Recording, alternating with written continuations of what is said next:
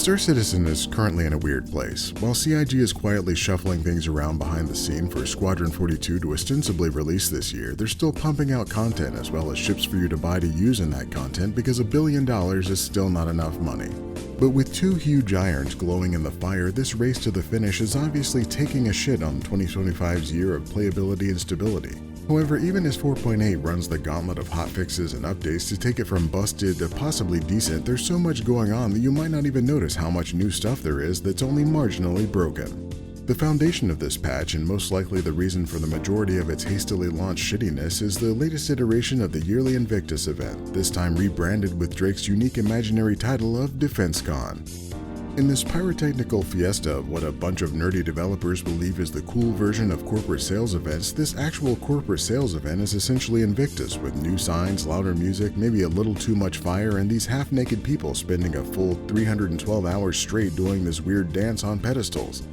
But outside of the retina-melting visuals and ever-present music, you'll get a chance to check out a ton of cool stuff that's been sprinkled in, like the all-new flight suits. These Top Gun theme outfits aren't just fun to look at, they're part of a whole new rebalance of flight suits to take them from being fancy underwear that prevents armor from chasing to being the best new way to keep yourself from going unconscious doing crazy-ass space flips trying to secure those kills.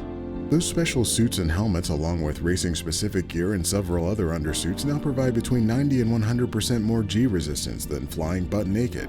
In addition to this, wearing heavier armor in those cockpits now decreases that G resistance, making it so you finally have a reason to use all of those convenient suit storage closets that still don't actually work. DefenseCon also brings to the towering vistas of ArcCorp the massive holographic concept of the Aegis Odin. At twice the size of the previous largest ship in the game and far bigger than even the massive Aegis Idris, this monstrosity is the veritable Viagra for only the most efficient whales of Star Citizen who are eager to drop $5,000 for a chance to complain about not being able to fly it solo and destroy every opponent with a single click. Yet this update does bring to the table a brand new one-click champion with the Aegis Tiburon. If you're tired of having to roll out a whole-ass Idris to fulfill your fantasies of slicing your enemies in half with a giant space laser, you can now launch this bull-nosed beast out of a hangar and take to the space skies ready to blast your enemies, see them melted before you, and hear the lamentations of their bank accounts. Much like the Hyundai Tiburon, this ship kinda looks like they started out making something normal, decided to redesign it to look more unique, and then gave up halfway through the process. Coming from the recently gold standard iteration of the bullet-spraying Aegis Hammerhead, this trades that anti-fighter role for an anti-big ships directly in front design.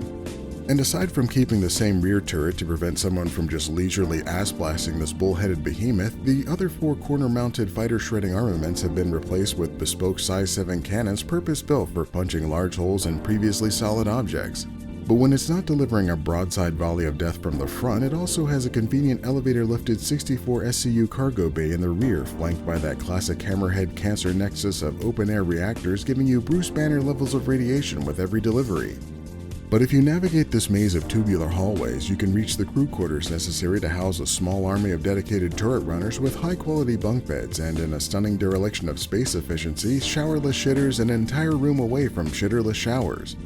Yet with a bit of aimless wandering, you can also find your way to the captain's quarters where you can lounge in a corner-design informal meeting area or lay down the law behind a desk. There's even a trophy case where you can store all of the awards you get for lasering people to death. And through this door you'll find a cozy private quarters with a single bed, an executive showerless shitter, and shitterless shower in what might be the only actual closet in the entire game. But you'll find the real fun is stumbling and tumbling into the bowels of the ship where you'll find the chin-mounted cockpit.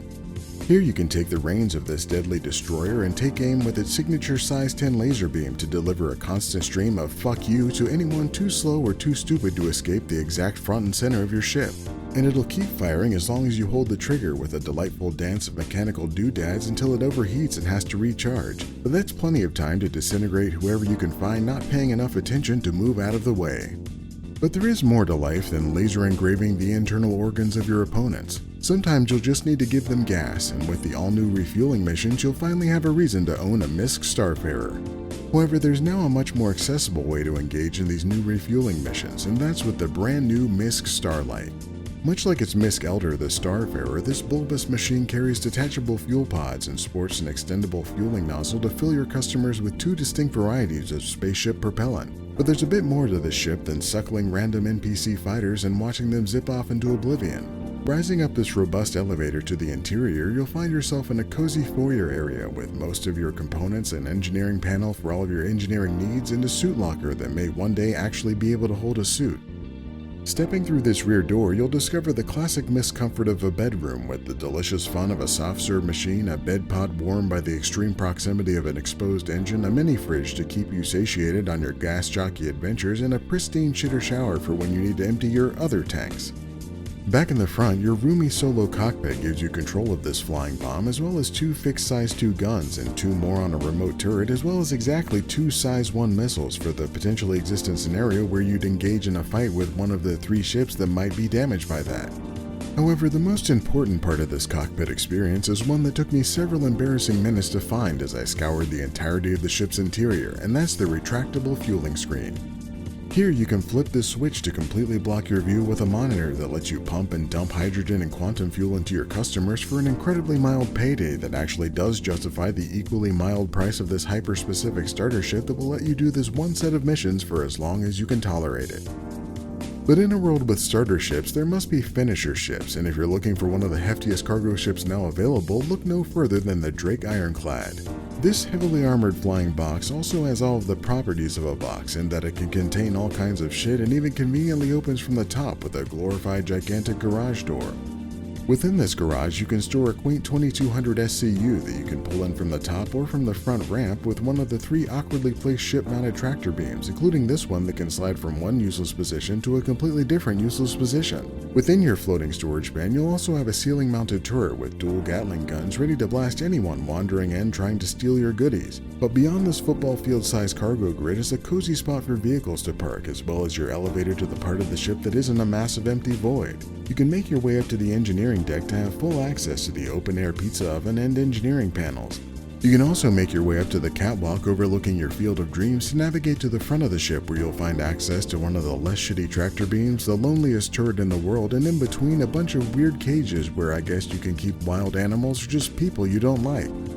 Taking that elevator a little higher in the back will let you visit the operations deck where you can hop into one of the 3 stations that let you man turrets, tractor beams, and smack the garage door opener anytime you'd like. But you may notice that this command-like position doesn't actually let you fly the ship. You'll have to head up one more level for that. And when you take a lap around this corner to the owner's room, you'll find that this also isn't where you go to fly this thing. Instead, you can take a break at this desk, smoking cigars and living the life of Drake-style luxury with unlimited access to your own personal shitter shower. But if you did actually want to fly this cubicle cargo collector, you'll have to make your way to the all-new Drake Command Module. The Drake Command Module is technically its own ship. It can fly, shoot, quantum, and even has a tractor beam you can use to fill in all the places the 3 ironclad tractor beams can't reach. It has 2 levels, living quarters, 10 passenger seats, a shitter shower, a desk where you can manage all of these numbers, an open engine bay for roasting marshmallows, and is reasonably well armed with 4 size 3 guns at the ready. But its most important role is latching onto these much larger Drake ships like the Caterpillar and Ironclad like a life-giving parasite to make them actually do more than be a box with way too many doors, all while still doubling as a super functional escape pod or a make-believe Star Trek shuttle you can use to go places without bringing 50,000 tons of metal and cargo in the process.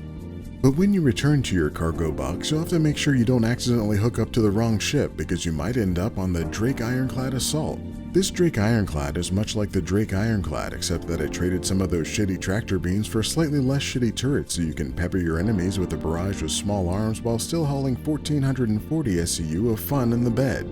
But unlike its sibling, if you decide to fill that cargo area with ships, those ships can be repaired, rearmed, and refueled just like they can in a hangar when it isn't bugged. Finally bringing to life the fantasy of using snub fighters for something other than a cool way to die before ever actually seeing what hit you. Yet with this renaissance of snub fighters comes a brand new entry once again from the unique garbage truck aesthetic of Drake, the Drake Pitbull.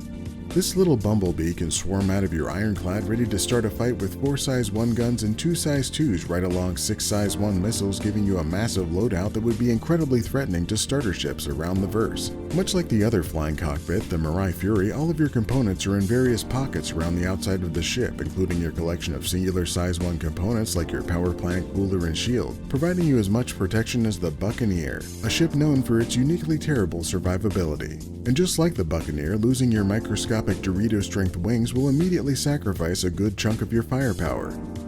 But thankfully, this little shit is small enough that you don't need to worry much about your net negative durability. And assuming you have someone to haul your ass through quantum space, you'll be able to buzz around as a mildly annoying threat for as long as you can dodge those bullets. Having a swarm of small, nimble ships that you can carry around in your pocket usually isn't all that useful, but with the new tactical strike group missions, you'll finally have a reason to join a group for actual cool space combat instead of boring FPS gameplay.